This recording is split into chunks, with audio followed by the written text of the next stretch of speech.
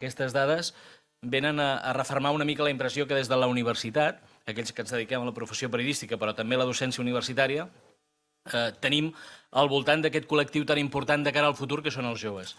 Jo crec que n'hauríem de prendre molt bona nota. Jo amb 53 anys que tinc ara també llegeixo la premsa amb suport paper i no el deixaré mai, però les noves generacions de lectors, de consumidors de productes mediàtics ho faran amb plataformes multimèdia. Jo crec que aquest estudi ho referma, no?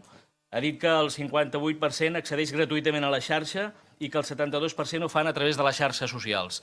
Jo la recomanació que faria és també que els editors de premsa comarcal en prenguin nota i amb els seus productes tinguin en consideració aquestes plataformes multimèdia. No podem ser romàntics. El futur passa per aquí. Com a director de l'ACN ha estat un plaer patrocinar aquest premi.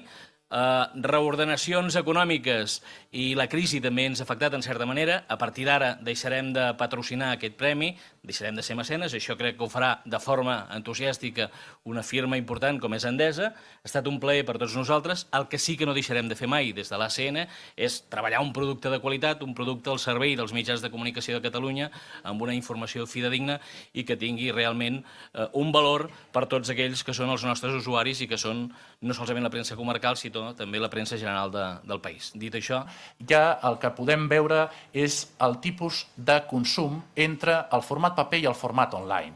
En aquest cas veiem que sí que combinen lectura en paper i lectura online la majoria dels joves, gairebé el 70%. Per tant, també en aquest sentit tindríem un paràmetre de canvi. Si continuem endavant, podem veure que els joves estan interessats per la informació. Ho consideràvem com un aspecte previ de treball.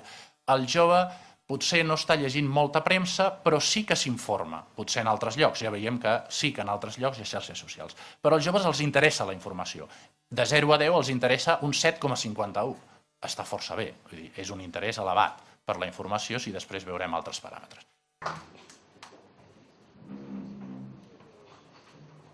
Ha arribat el moment de donar el premi en el 7%.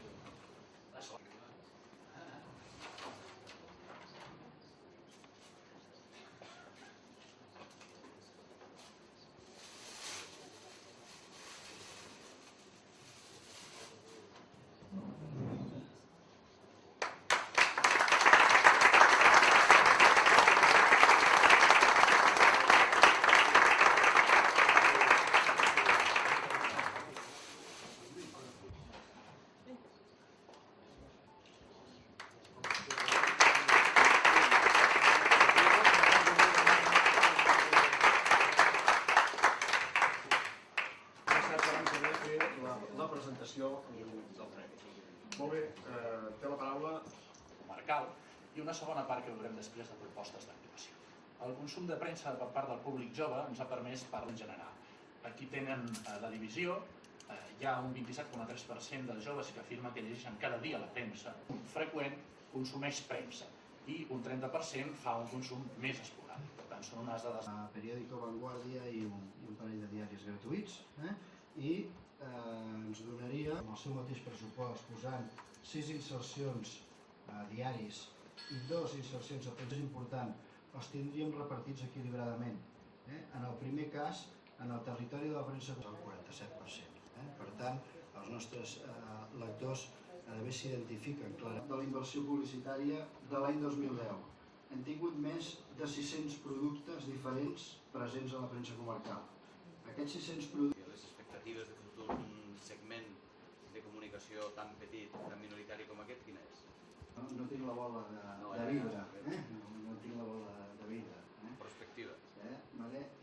Si agafem la història de la inversió publicitària des dels anys 80, em sembla que hi ha dades, hi ha xifres. A 3, que va ser una crisi en aquell moment dura. de premsa comarcal i local en paper i de pagament amb l'ús de noves tecnologies com a prioritat.